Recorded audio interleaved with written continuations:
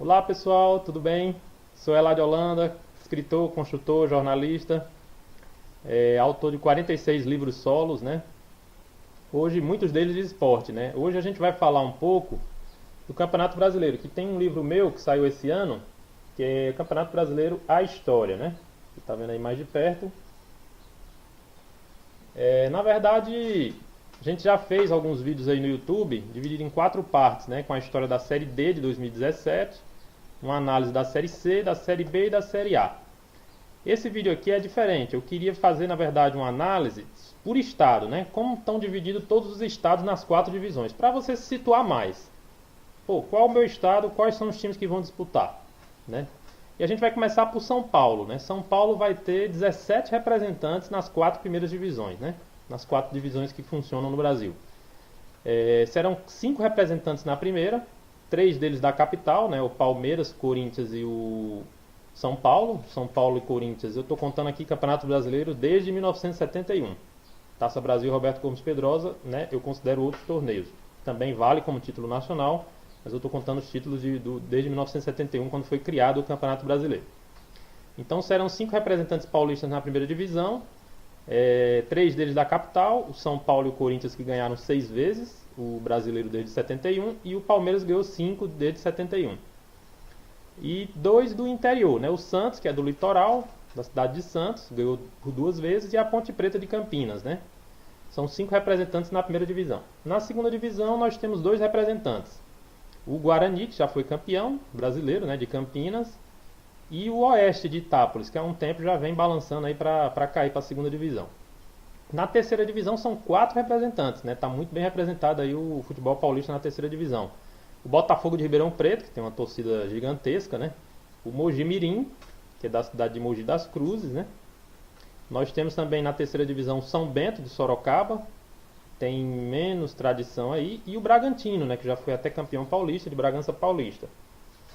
Né? Então são 4 representantes na terceira divisão. Na quarta divisão serão 6 representantes paulistas, né? É a Portuguesa de Desportos, que já foi até vice-campeã brasileira, né? Nós temos também, além da Portuguesa de Desportos, que é da capital, né? O São Bernardo, que é do São Bernardo no Campo, um time mais modesto, né? Estilo São Caetano, Santo André, o São Bernardo. O Ituano, de Itu, e o 15 de Piracicaba, de Piracicaba. 2 times tradicionais do interior paulista, principalmente o Ituano, né? E 2 times mais recentes, né? O Audax, que é de Osasco, né? E o Red Bull, que é de Campinas, né? Então, totalizando aí 17 equipes nas 4 divisões de São Paulo, né? Claro, o interior de São Paulo é muito forte, né? Então, além da capital, São Paulo ganha sempre por isso. Se você colocar como os favoritos aí, São Paulo, Palmeiras e Corinthians, eu acho que são os mais fortes na primeira divisão, na minha opinião.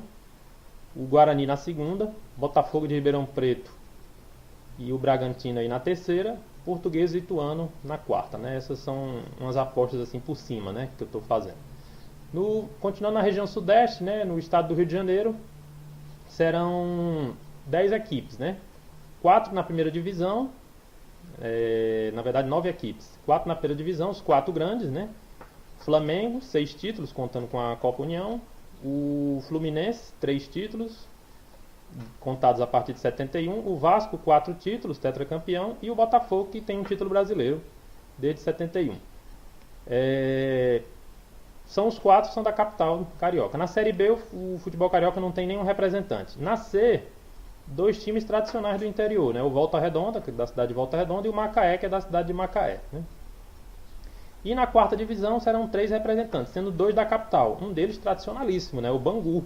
Já foi vice-campeão brasileiro até, já foi campeão carioca. Né? A Portuguesa da Ilha do Governador, a Luzinha carioca, né? Mais modesta. E também o Boa Vista, que é de Saquarema, né?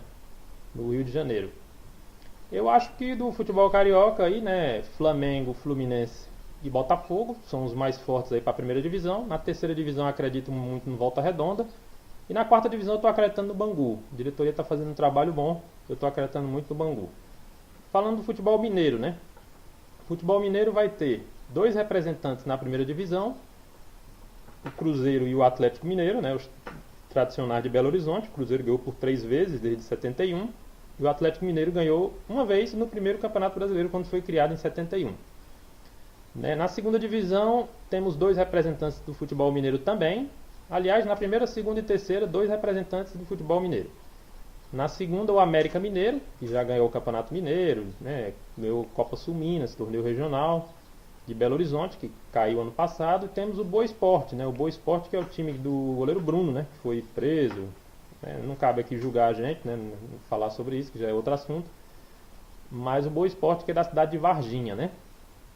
Então nós temos o América Mineiro de Belo Horizonte e o Boa Esporte de Varginha. Na terceira divisão nós temos o Tombense de Tombos, uma equipe mais desconhecida, e o Tupi, Juiz de Fora, uma cidade aí conhecida, né? O Flamengo mandava até jogos lá no Campeonato Brasileiro ano passado.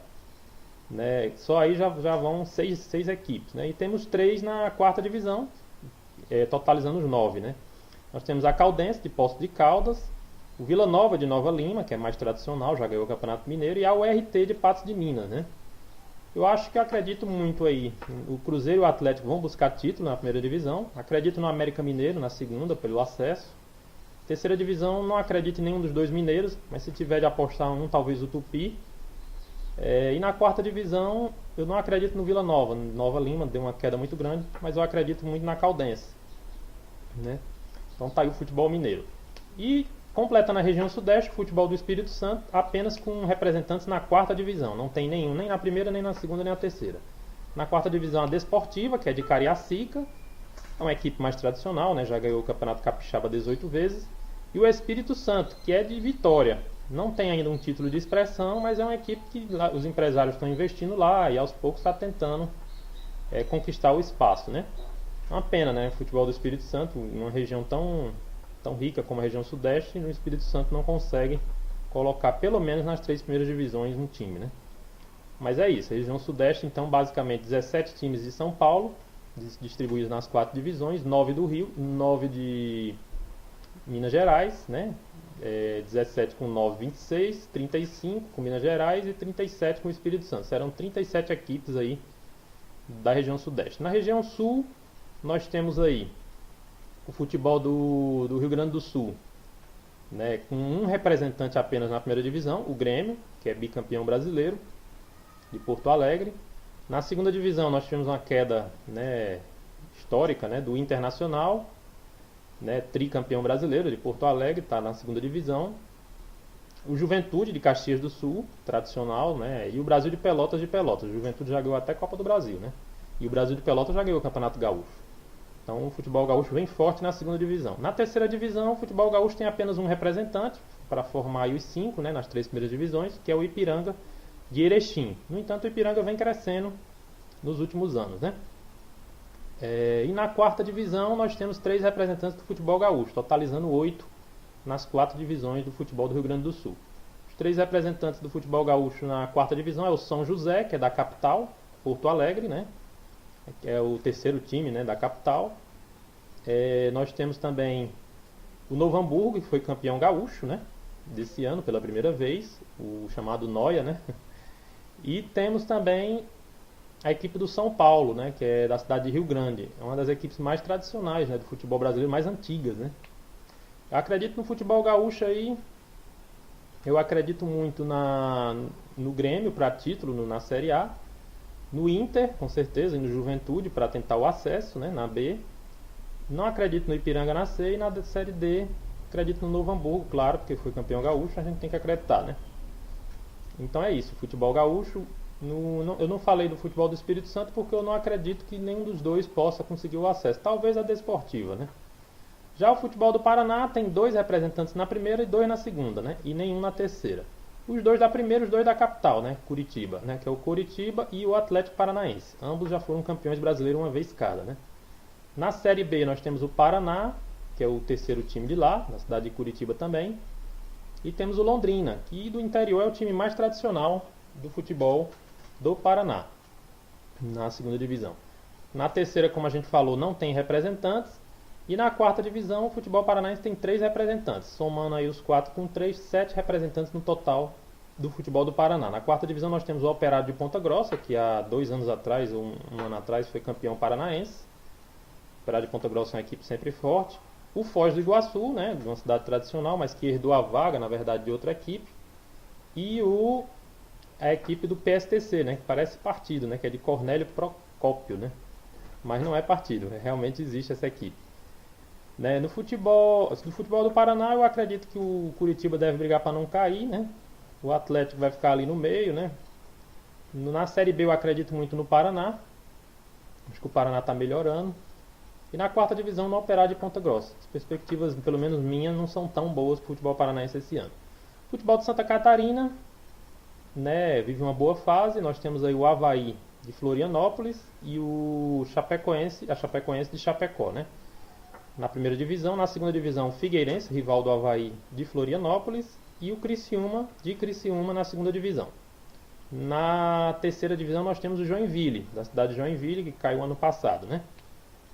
Aí só aí já vão 5 equipes e mais 3 na quarta divisão, né? Totalizando 8 equipes de Santa Catarina nas 4 primeiras divisões. Os 3 da quarta divisão é a Inter de Lages, né? Do interior, Brusque, da cidade de Brusque, e o Metropolitano de Blumenau. São cidades tradicionais, né?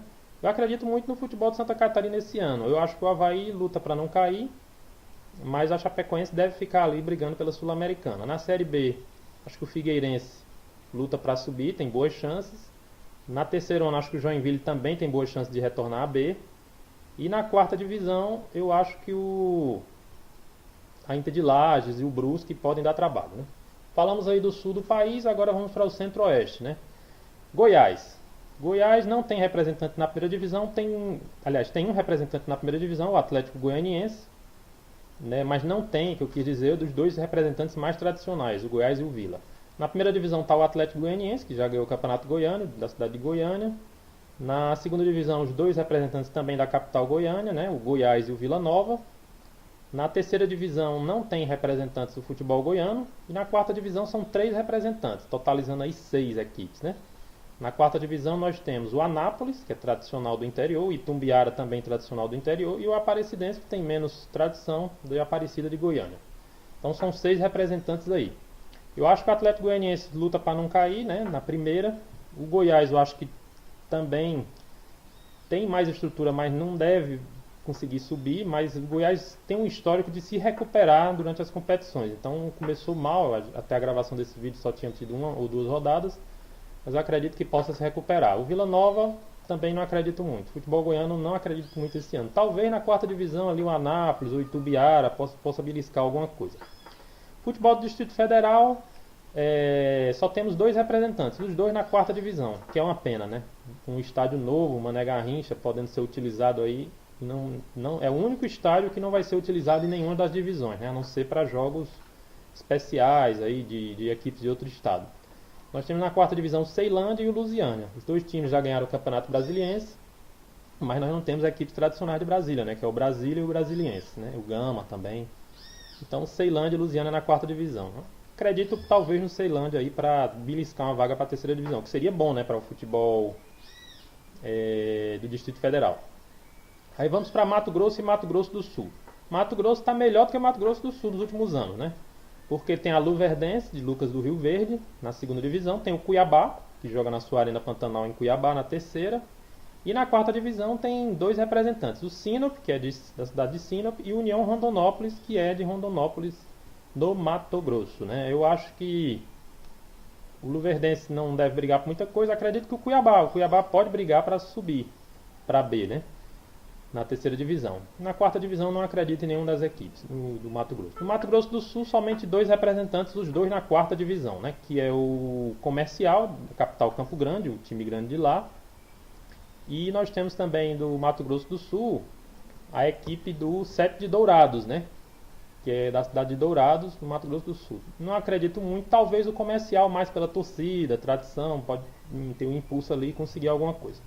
Agora vamos falar do Nordeste, né? O Nordeste eu vou até enumerar aqui porque são muitos estados, né? Vamos começar pela Bahia, né? Bahia, Pernambuco, Ceará, o Nordeste tem muitos estados interessantes, né? Na Bahia eu acredito que nós temos aí na primeira divisão a dupla Bavi. Fazia tempo que a gente não tinha a dupla Bavi na primeira divisão, vai ser muito bom. 2 equipes de Salvador.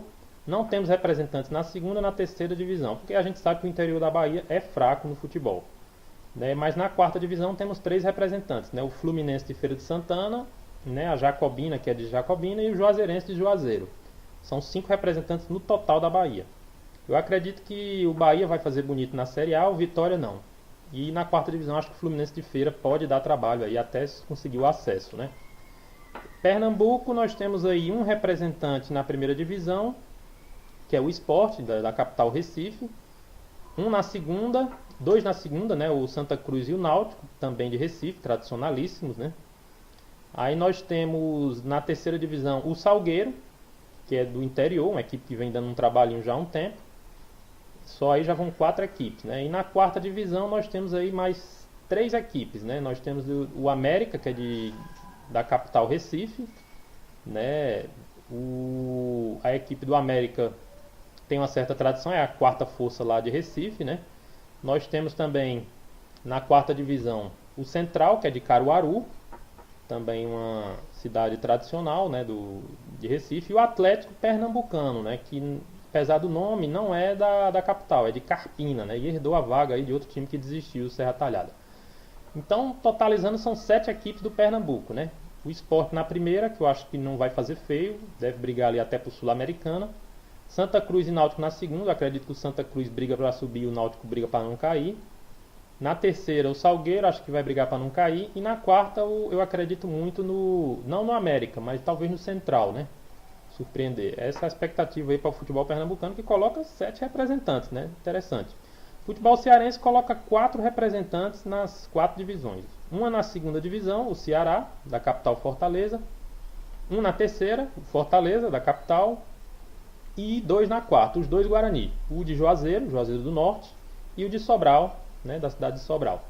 Né, não temos o Ferroviário, que só vai disputar no que vem, que foi vice-campeão esse ano do Cearense. Eu acredito que o Ceará deve brigar para subir, Fortaleza deve brigar na terceira divisão também para subir. Até uma brincadeira lá, Ceará e Fortaleza, eternamente Série B, eternamente Série C, né? Mas uma hora vai ter que subir, né? E na quarta divisão, os 2 Guarani, eu não acredito muito. Para subir, eu não acredito muito não. Mas vamos ver no que vai dar, né?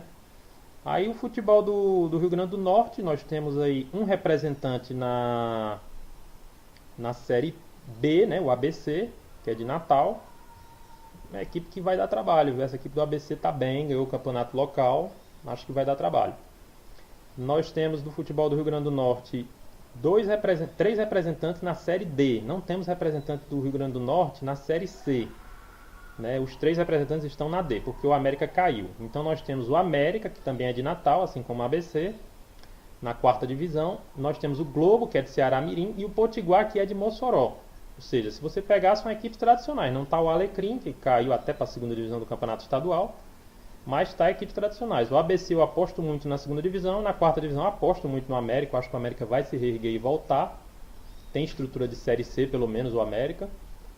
E o Globo e o Potiguar eu acho que vão ali buscar, vão dar trabalho, mas eu não sei se vão conseguir o acesso não. Então já falamos aqui do Rio Grande do Norte, com 4 representantes, né?